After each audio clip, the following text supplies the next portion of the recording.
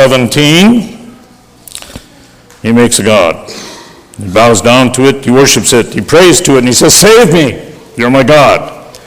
But, of course, verse 18, this God doesn't know anything, doesn't understand anything. His eyes are, interesting language, he says, the eyes of the idol is plastered over. Mind is closed, can't understand a thing. And then Isaiah writes, no one stops to think, no one has the knowledge, the understanding to say. Half of it he used for fuel, baked bread, roasted meat. And then he said, can I be so stupid as to take this detestable thing, make this detestable thing, this idol, from what's left? But he does it. Pretty amazing. I hope you hear a message there that has to talk to all of us, because we get bogged down. I know we do. Just confess to God, I'm sorry, Lord, for looking someplace else. And I know that I need you. And my friends, now we're going to talk about how God always offers something else. The joy of being carried is that our Creator offers to do it.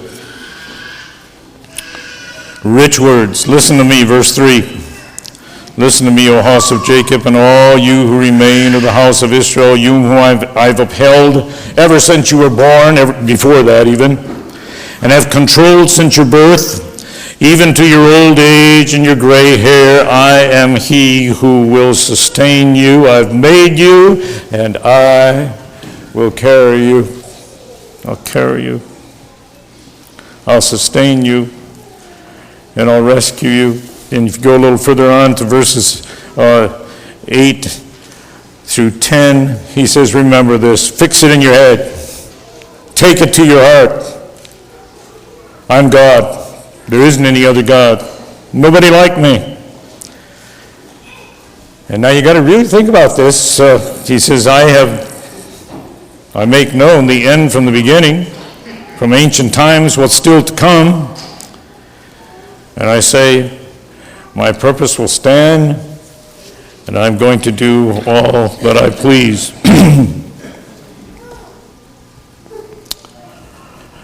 My friends, we need the carrying arms of God.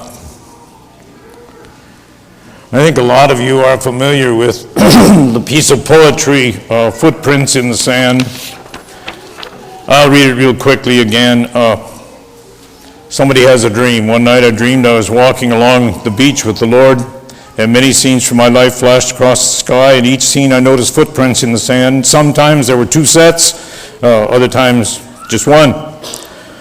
And it goes, this bothered me, because I noticed that during the low periods of my life, when I was suffering from anguish, sorrow, defeat, I could see only one set of footprints. And so I said to the Lord, you promised me, Lord, that if I followed you, you'd walk with me always. But I've noticed that during the most trying periods of my life, there have only been one set of footprints in the sand. Why? Why, when I needed you most, have you not been there for me? And then the Lord replies, the times when you have seen only one set of footprints in the sand, those are the times when I was carrying you.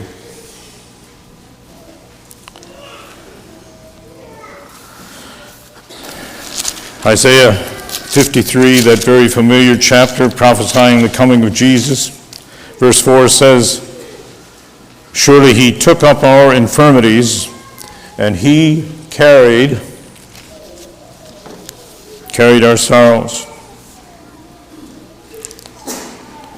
You know, it's not our natural bent to recognize this. It's not natural. But there are so many illustrations in life that ought to keep us just constantly aware of the fact that this is the way it has to be. A little baby starts his or her life being carried for 9 months in the womb of mom. And later on, mom holds that infant to be fed.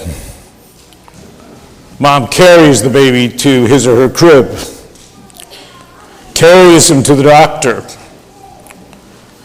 And even at 2 and 3 years old, this little child still comes and puts out his arms and says, "Please carry me, hold me." When you can't pay the rent, you're very thankful if somebody will carry you. That's welcome. Our cars are carrying us all the time. I wish I had had a backpack way back when I was in college. You kids are lucky you got something to carry all those books. It's true, isn't it? That many times we have to be on the verge of collapse before we will admit our helplessness and are ready to say, "Lord, please step in. Please carry me."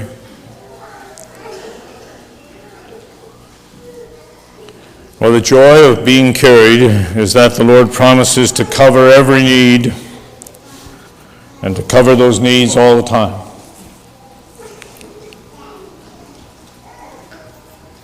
And I just want to say that I've watched this week and I've felt this in my own being.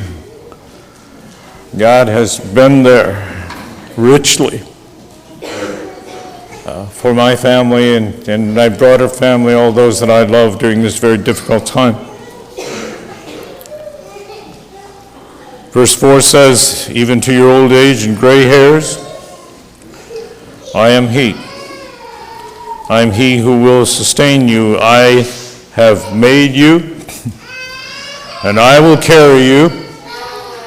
I'll sustain you, and I'll rescue you."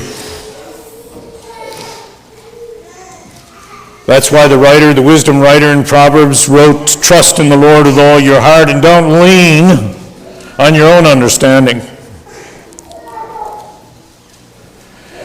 Paul had to write some things to the Corinthians because sometimes they were a proud people.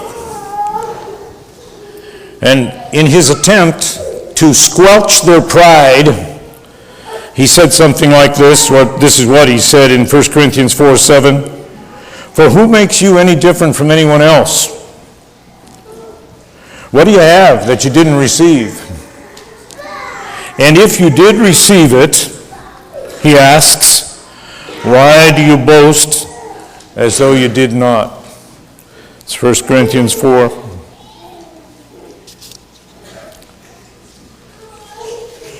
Who's in the driver's seat of your life?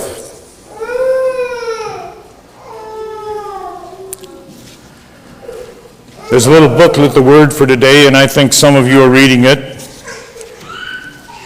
And in the March issue,